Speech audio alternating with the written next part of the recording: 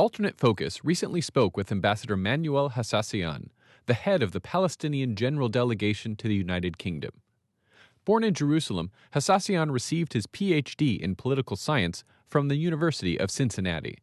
He spent 25 years as a professor of political science and international relations at Bethlehem University and has served as a visiting scholar at universities across Europe and the United States. Hassassian has published over 100 reviews, articles, and chapters on topics ranging from Palestinian political culture to civic society and Palestinian refugees. He has served as the president of UNESCO's Palestinian European American Cooperation in Education program, known as the Peace Program. He has also represented and served as a consultant for the PLO in numerous negotiations. We spoke with the ambassador about a range of issues, from the Arab Spring to the feasibility of a two-state solution, but began by asking him to take a step back and explain the story of the Palestinians over the last century. The Palestinian problem started basically with the beginning of the Zionist colonization of Palestine. Unfortunately, the Allied powers that promised us to give us independence have reneged on us by making double pledges to the Arabs and to the Zionists that they will have, their own national home in Palestine. For almost 100 years now, this protracted conflict between Palestinians and Israelis have long so far that it added more than one dimension to it. It's not only the territorial conflict that we are, fighting for, as much as there are other added dimensions to this conflict, which makes it protracted, which makes it scary to us as Palestinians, is that the Israelis are injecting now and infusing into the conflict the religious dimension. And that religious dimension takes us back to zero conflict, where the Israelis are being more interested today in the geography of Palestine and not in the demography.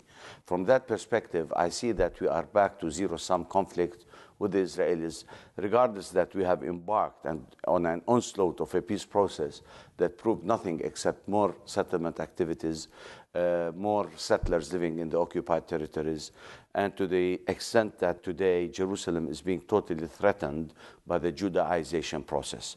So this conflict is not only a national conflict, it is a religious conflict, and I can summarize it that today our struggle is a struggle for existence with the Israelis. To be or not to be, that is the challenging questions for us. And as a strategy for the Palestinians, we, of course, have failed dismally in using armed struggle against, Israel. But in the final analysis, we're using peaceful strategies of steadfastness and peaceful resistance.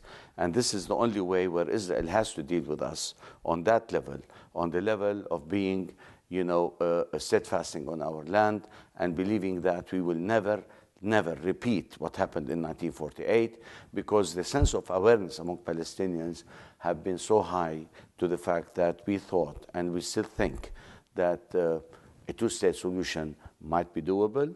But given the current circumstances, I, even as a diplomat who is espousing a two-state solution, when I go to Palestine and look at the ground, I cannot see this happening with the cancerous settlement activities, with the building of the wall, this apartheid wall. I think Israel is aborting the two-state solution.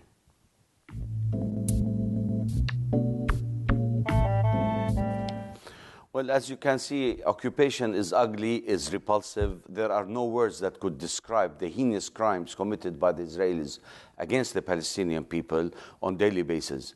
The modus operandi of the Israeli occupation is to demonize the Palestinians, to dehumanize them to the point that they will give up and just leave the country. This is their utmost strategy that they're trying to impose on the Palestinians. But if you look at the West Bank today, let alone that Israel is totally under siege, totally separated, it's suffering from basic necessities. There are 625 military checkpoints that have nothing to do with security except creating non-contiguous geographic entities, creating cantons in the West Bank with no geographic contiguities, trying to portray the Palestinians living on Indian reservations. That's the intention of the Israelis. And they claim that this apartheid wall is for security reasons. We say the apartheid wall is fine if it's put on the armistice line of 1949, where there is clear separation between, two countries, Palestine and Israel, our country, which will be like 22% of historic Palestine, that is fine. We believe in high walls make good neighbors, that's fine. But when we see this apartheid wall being built almost 10 kilometers deep into the West Bank, it is a political message. There is no sense of security there.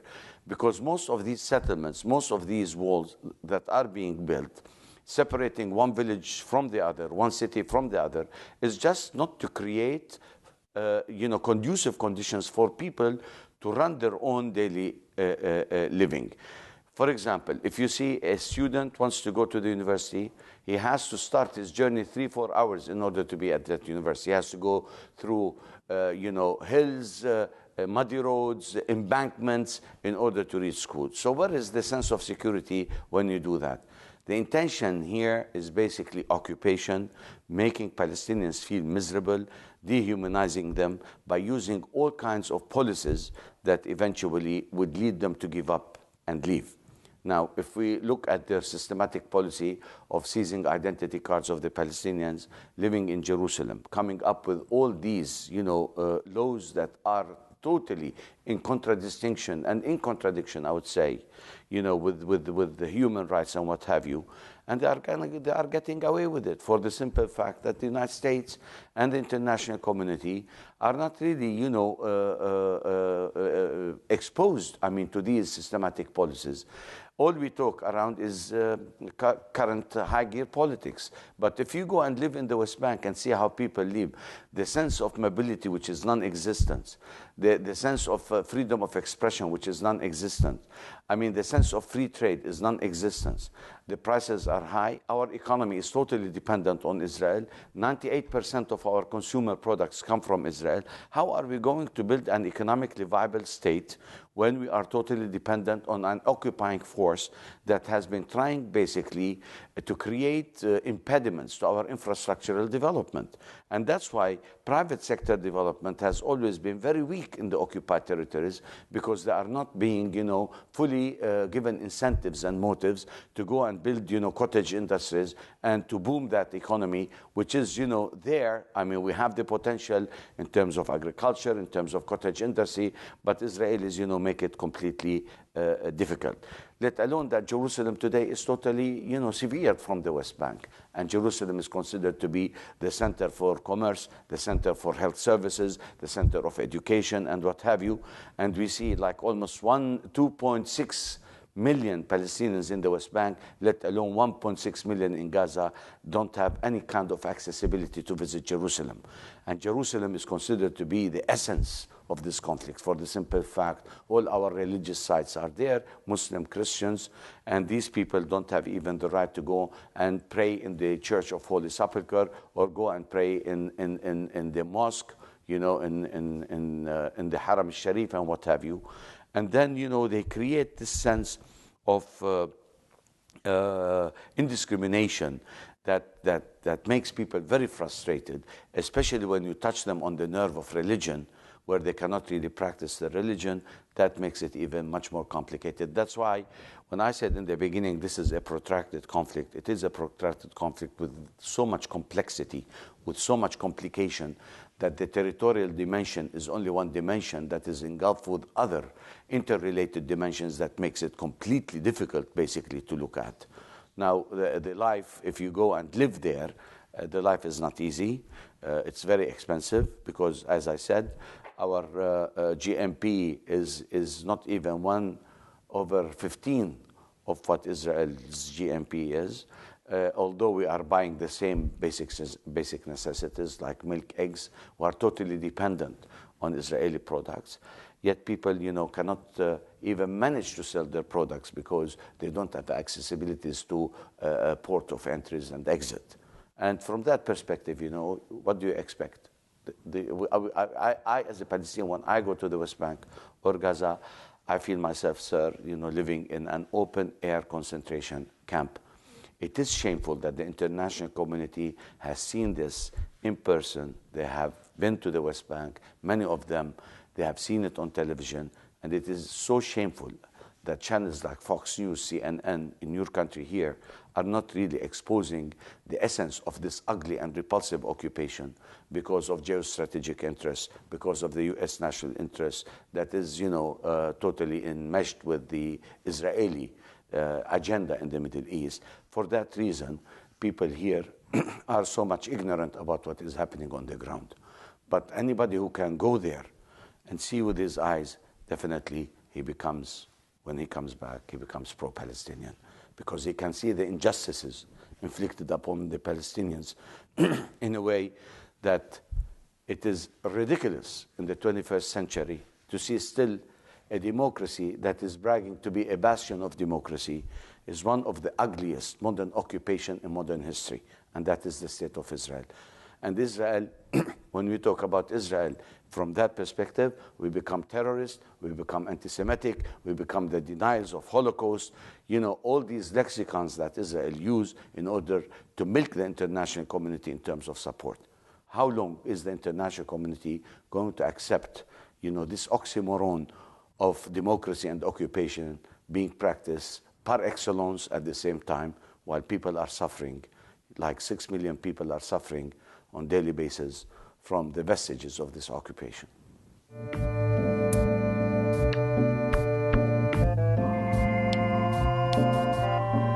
As a student of history and politics, I always learned that people make concessions at the crescendo of their power, and Israel does not seem to learn from its own history.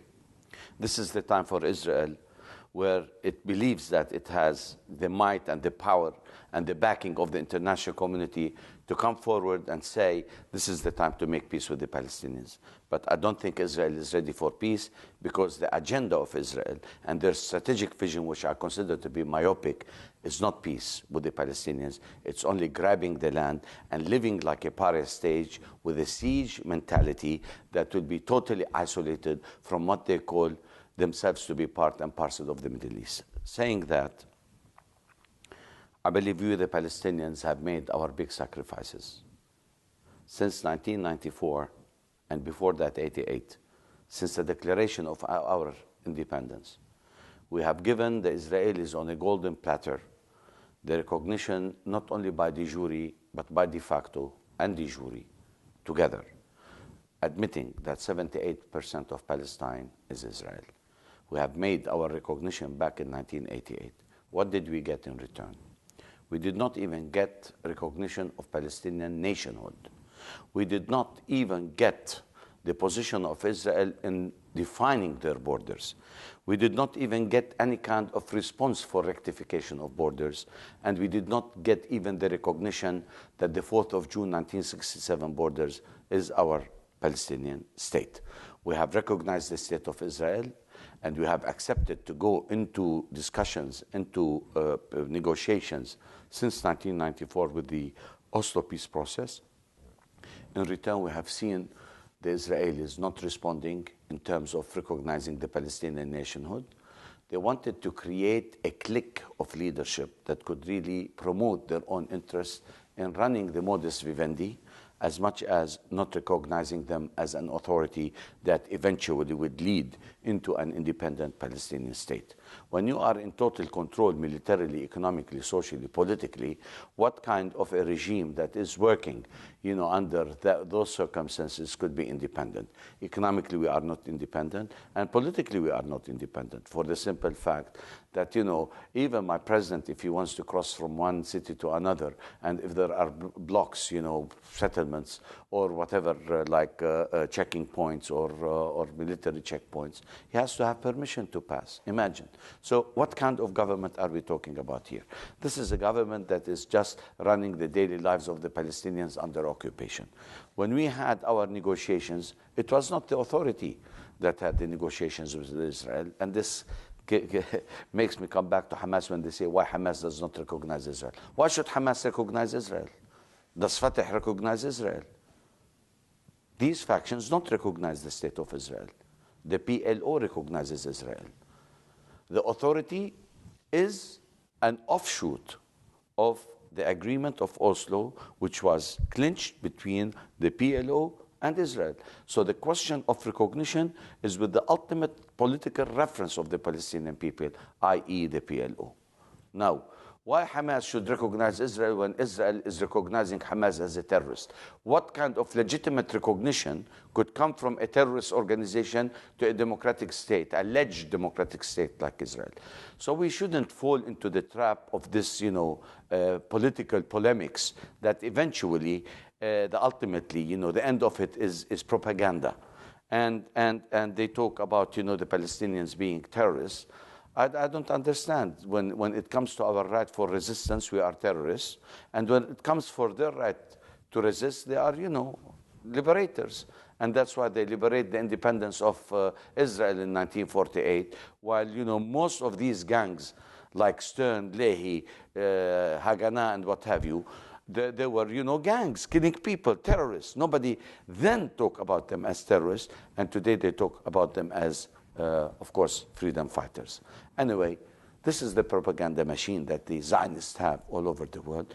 And it is unfortunate that the United States, which for its geostrategic interests, and I could elaborate on that in details, has this tie, which is organic tie with Israel, where the convergence of their interests in the Middle East is totally compatible with the overlook of the U.S. and its role in the Middle East.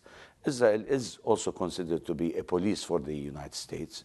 And I think, as I always coin this metaphor, I say Israel's relationship with the United States is like a Catholic marriage. There is no divorce. But when you talk about, the relationship of the United States with the Arab world and with Arab regimes, ancien regime at least, it's a relationship of a lover to a mistress with no strings attached. We do understand why the Americans are interested in the Middle East. It's oil, it's all kinds of things, economic reasons, and in the final analysis, of course, they would support the state of Israel, because the state of Israel is considered to be a domestic issue in the United States. So the decision-making process in the U.S. has always to factor the domestic issue that is Israel, which is a part and parcel of that. So any foreign policy decision-making has to factor Israel because, of course, of the lobbying, because of the neoconservatives' position, because of the Christian Zionists. If you put all these groups together, they could become a very potential force of pressure on the United States decision-making process. So it is not easy for us to change those perceptions. And of course, all these ideas are being beefed more and more by a directed, I would say, media like Fox News, CNN to a certain degree. Sometimes the international, brings some stories about Palestine. But in the final analysis, even the written newspapers and what have you are totally biased, for Israel. From that perspective, I go back and I say we have accepted the state of Israel, and we still do believe in the two-state solution. And in order to be brief, I will tell you, our bid for statehood to the United Nations is just to confirm, to embolden, and to bolster, basically, that we are still believing in a two-state solution. We still believe that the 1967 borders is the state of Palestine, future state of Palestine.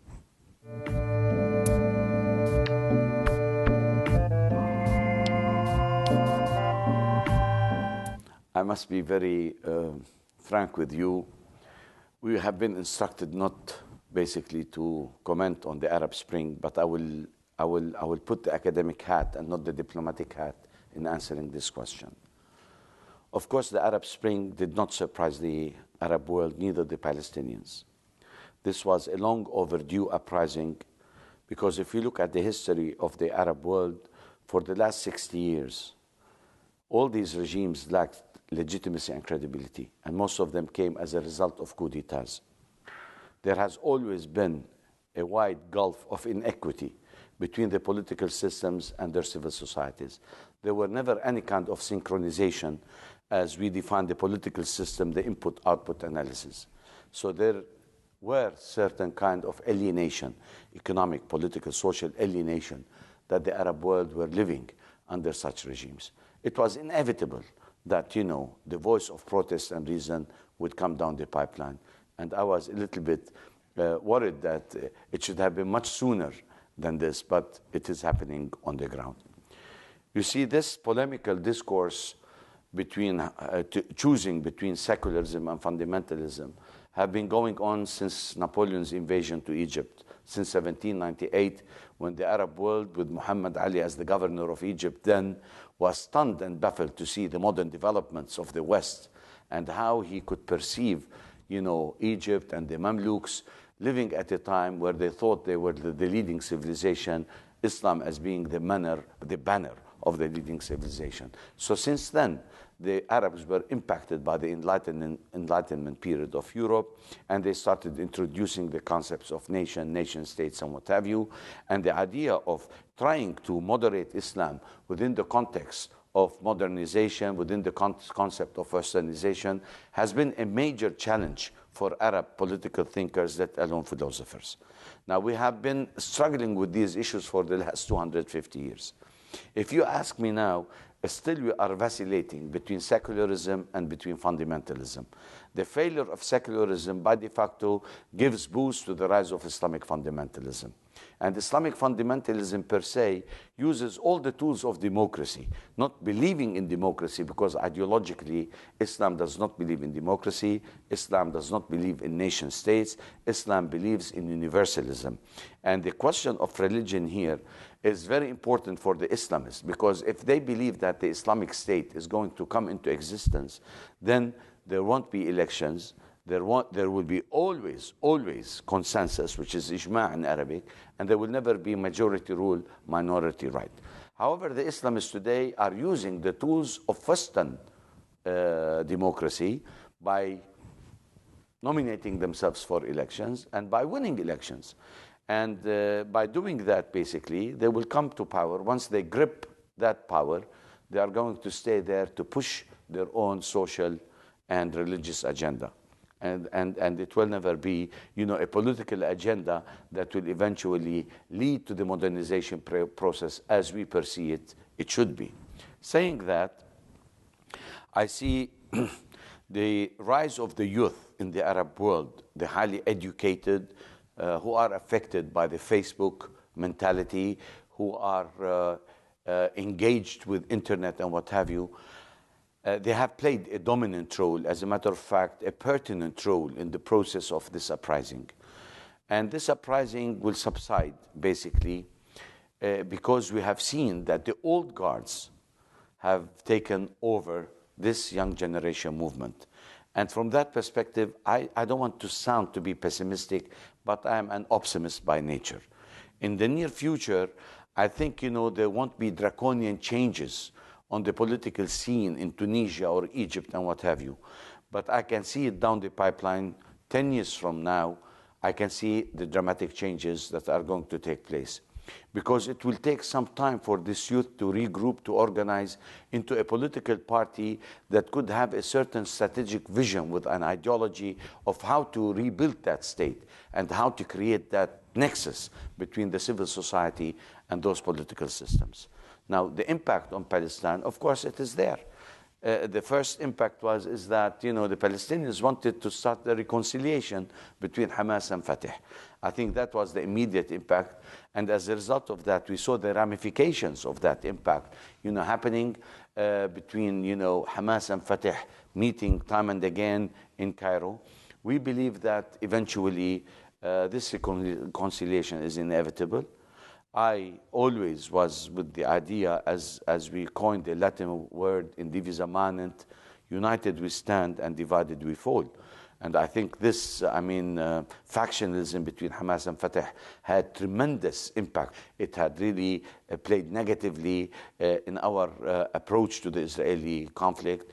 And that in itself, gave wrong impressions to the world that if the Palestinians are divided, how the hell are they going to have their own independent state? Now, saying that, I see that the Palestinian spring will always be anti-occupation. It's not going to be anti-Palestinian.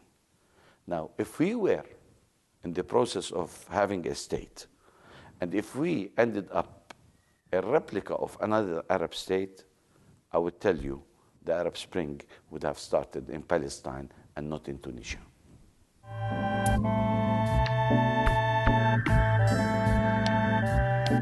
The possibility of a two-state solution, given the present circumstances, is still doable. Because we're not talking about permanent walls that could stay. We don't talk about permanent settlements that could stay. You know, all these settlements, all these walls could be dismantled. If the Berlin Wall was torn down, I mean, this wall could be torn down. But the question here, whether the intention of Israel wants to make peace or it wants peace for the sake of peace. And peace for the sake of peace is not going to fly, because the Palestinians have been determined to have their own independent state. It is doable if the Israelis want that. If Israel doesn't want that, then I will see it with the continuous settlement activities. Today, we have almost 650,000 settlers living in Jerusalem, its environs, and the West Bank. And we're talking about hundreds of settlements. Those could be dismantled. We have agreed in second-track negotiations, and I've been involved in many of those second-track negotiations, at least 50 of them. Believe me, all these, what we call final status issues, with Israelis, we have come into agreements, and we know exactly what the solutions are. But basically, the lack of political will, nobody wants to ring the bell. Israel is not ready. Why Israel is not ready? Because Israel is totally being dislocated as a society that is becoming a right-wing society. With the religious parties taking the upper hands, with the settlers taking the upper hands, I don't see any solution coming in the very near future. And these settlements will grow like cancerous in order to make it irreversible, even if we have negotiations with the Israelis. So the two-state solution is only a solution. But if it continues like that, I think, it will be impossible. Our suggestion would always be a one-state solution. And I think that will be the ideal for Israel, for Palestine, and for all the minorities, whether national, religious, living there. You're talking about 3 monotheistic religions there with 2 nationalities at loggerheads. I mean, how more beautiful could it be if we have a secular one-state state that could encompass basically all these religious and national minorities?